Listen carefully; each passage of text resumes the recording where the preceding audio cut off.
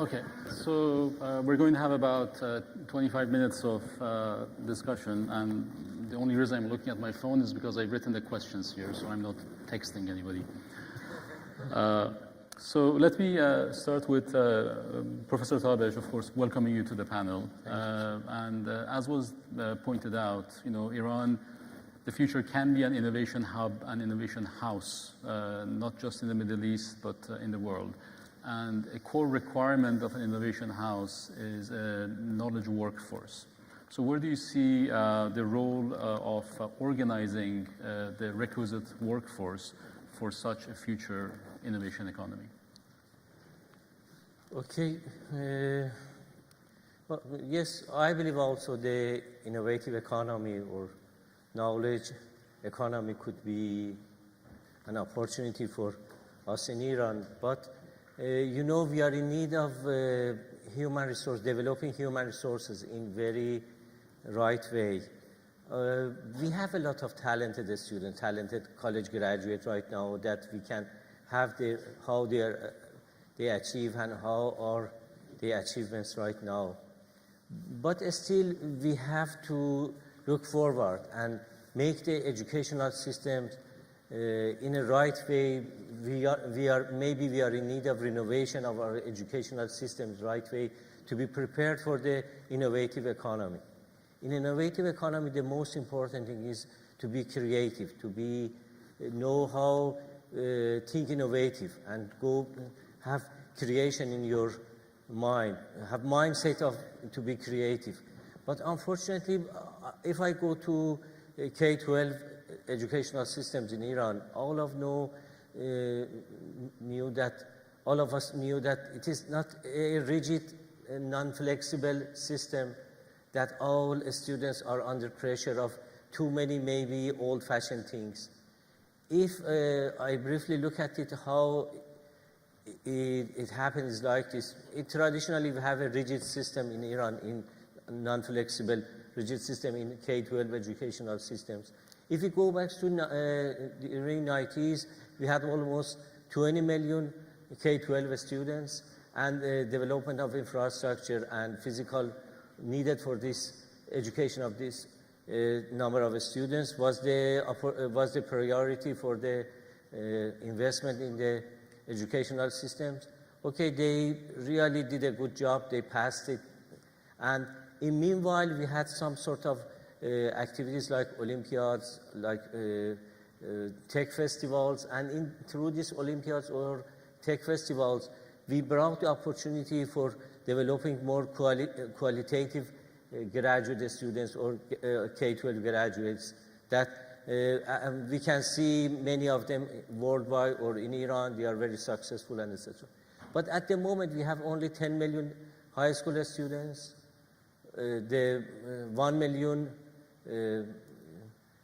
schools, including elementary to high school, and 1 million teachers, 1 million teachers and 100,000 schools. So it is a very certain pyramid over there, and I believe a lot of innovation, a lot of renovation is needed in this system. If we would like to have creative K-12 graduates, and a lot of things are needed to that should happen. And then this will hopefully lead to education reform at the university level, undergraduate, innovation readiness programs, entrepreneurship programs.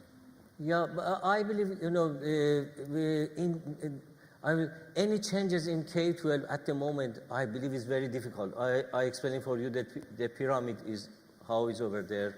And it's very difficult to bring any changes over there because it's very bureaucratic, very centralized, it is very difficult to change it. But I believe at the moment, what we should not wait. I believe my recommendation is that we focus on extracurriculum activities such as math club, computer club, science club, or even in literature club. In extracurriculum activity could be a very certain, I would say, angle that we can approach to bring the sooner changes for the educational system in K-12. And my strong recommendation is that we focus on extracurriculum activities bring creativity in the educational system, and for innovative economy, we need to have more creative person, and creation is very important for them. What about the role of professional or vocational education? Do you want to maybe comment on that as well? This is a very important issue that you pointed out. We have to look at it as a portfolio, the whole training, education thing. Dr. Tabesh very correctly talked about the shortcomings of our academic system and his recommendation how we can address that. What I want to add to that is that we need professional trainings as well. You can see there are all sorts of Microsoft trainings, Oracle trainings, cloud training, and so on and so forth. In Afronet, we have a cloud data center. I want to hire people to run this cloud data center. Where should I get the proper people? I can only hire a talented computer science or electrical engineers. They have no idea what cloud data center is. So that wastes my time and the money of data centers to train them. In the rest of the world, there are also certificates for data centers, all sorts of certificates. So an engineer goes to those programs and gets certificates. So on the top of improving our educational system in universities, in parallel with that, we have to bring up these kind of training programs, globally accepted certificates, so that they can not only work in Iran, they can move around and come and go and serve these kind of professional activities in all different places, either in Iran, in our data center, or in Google data center. So let me close the loop. We did high school and kind of professional. So there are lots of innovative examples in the US on the multidisciplinary teaching side at Berkeley and Stanford and elsewhere. And since you've been at Stanford, you've seen many of these firsthand. Can you see parallels of these being developed in Iran? Not really. I believe also in university systems, a lot of new things is going to happen, and we should be very well prepared for the future.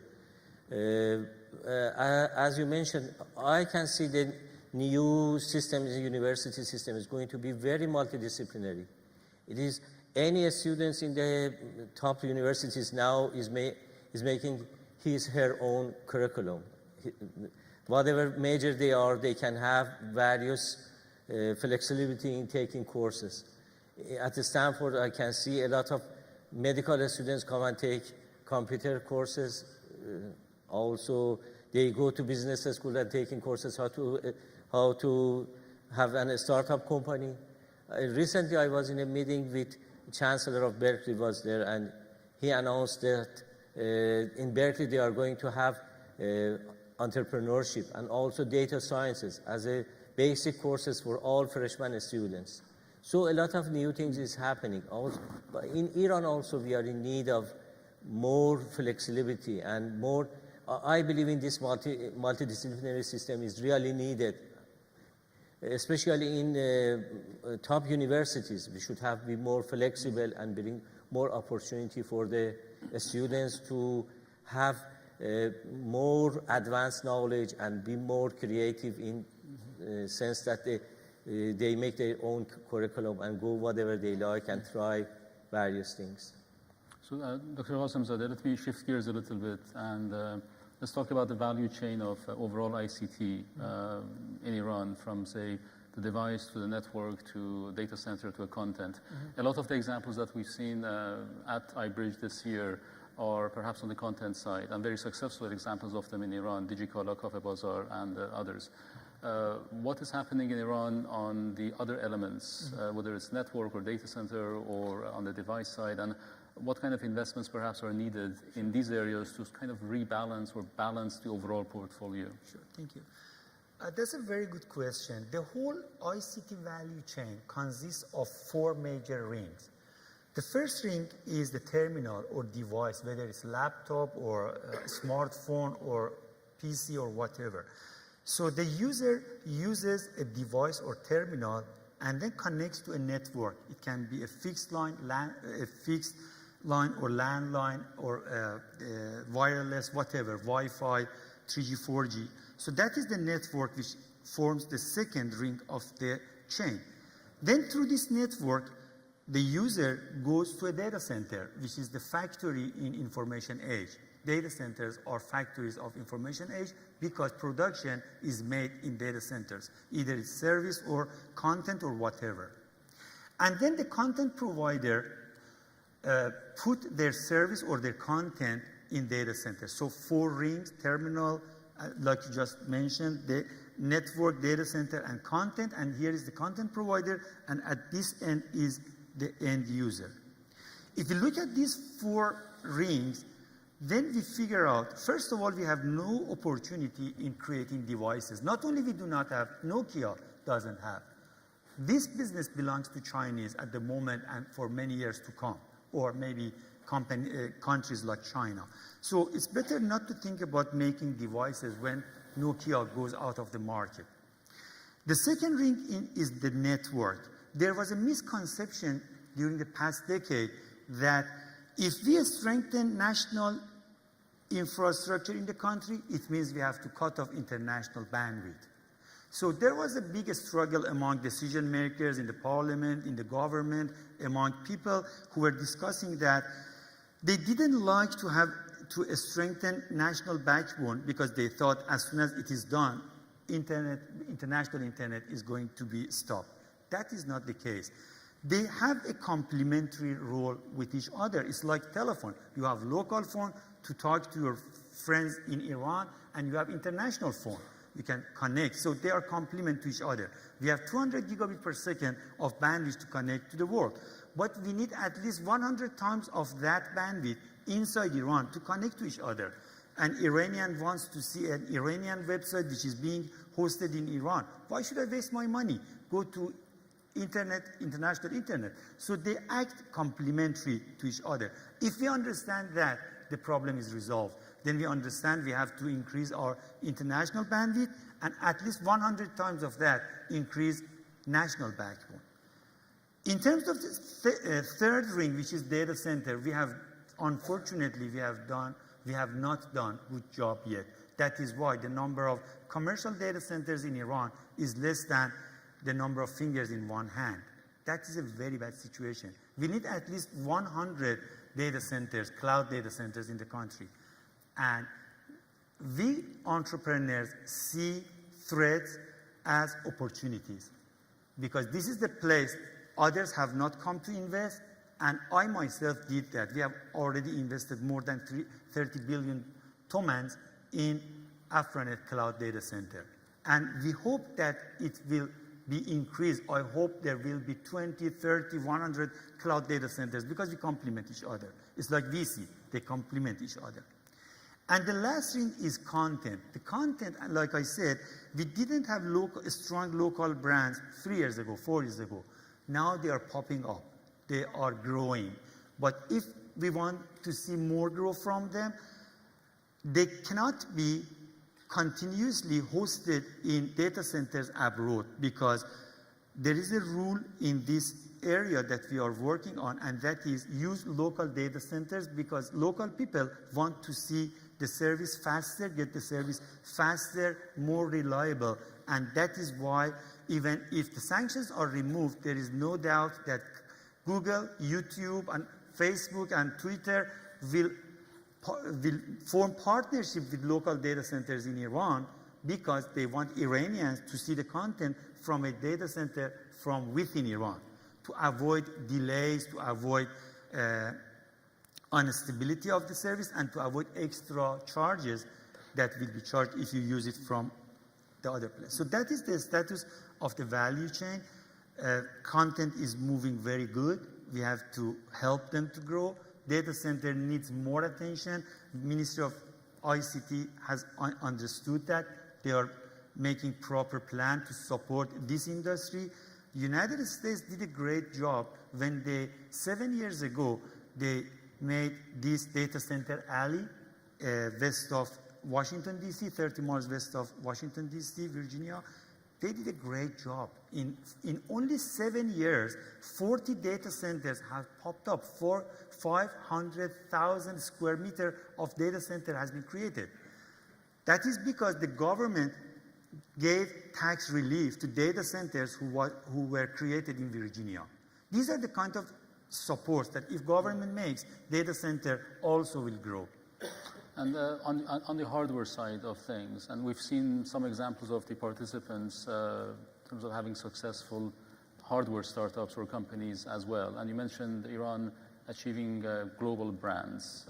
Do you think some of our hardware companies, perhaps companies making switches, routers, telecom infrastructure, equipment, end devices maybe even, do you think there's a potential here for them to go global as well? It's not just potential, they really are doing great job. And because Afronet was the first Iranian IT company which was IPO'd 4 years ago, any of these companies, first of all, there are many university professors, instructors, like in Sharif University, dozens of them.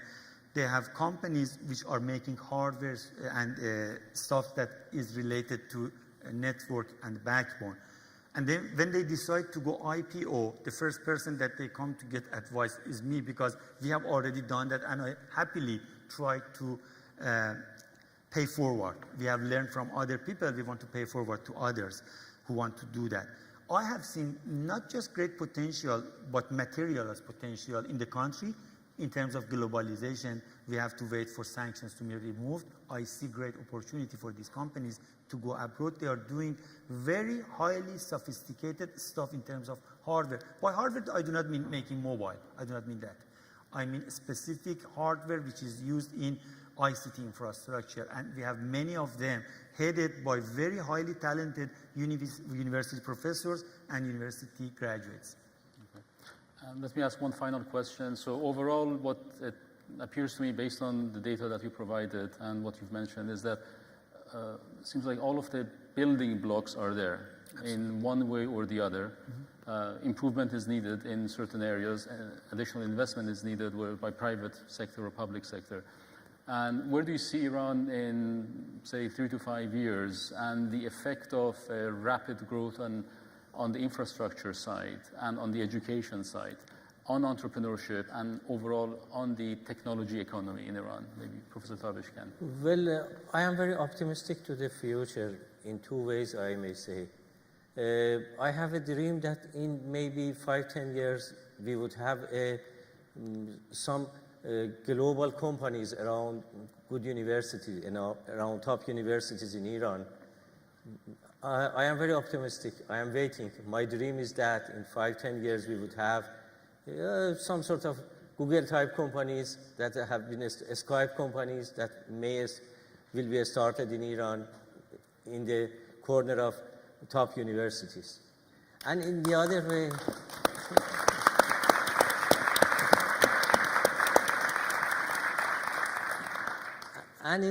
way, also, I am very optimistic to those startup movement would go to address local needs and local problems, to increase the efficiency and effectiveness of the local industries, local economy and local market.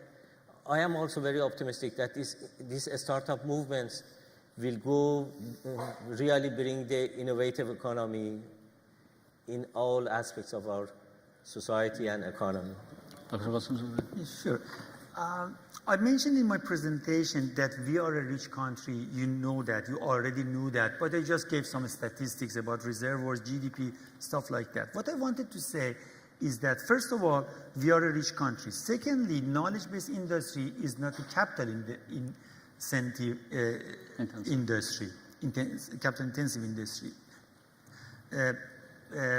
Mr. Amidi gave some numbers, amount of money they have invested, the gain, and I also gave some numbers. So we are dealing with a business which is not capital intensive. We are a rich country. So what we need is not money. Money is not big deal. We need smart money. What smart money is, what differentiates smart money from money, is a money that has also mentorship, brings networks, brings training, creates the proper ecosystem for entrepreneurs, either in accelerator centers or in incubation centers or in tech bars, for young, talented people to grow without facing so many problems that we have. Starting from forming a company, if you want to form your company in Iran, that's a headache. You want to select a name, you have a big headache. So this kind of incubation environment can get the hassle out of their shoulder, and this is the system through the services that we bring into the park, into the incubation, and help them, give them mentorship, provide them with accelerated programs, get them connected to the industry, bring people from industry to give presentation about the needs of industry so they can take goal towards what the market really needs, not what they think market needs. So this is what differentiates smart money from money, and this is what we really need. Very nice. So I think we'll end that on the optimistic note and achieving Professor Tabesh's dream. So دست به دست هم دهیم، میهن خویش کنیم آباد. Thank you. Thank you. خواهش می‌کنم. متشکرم. We have one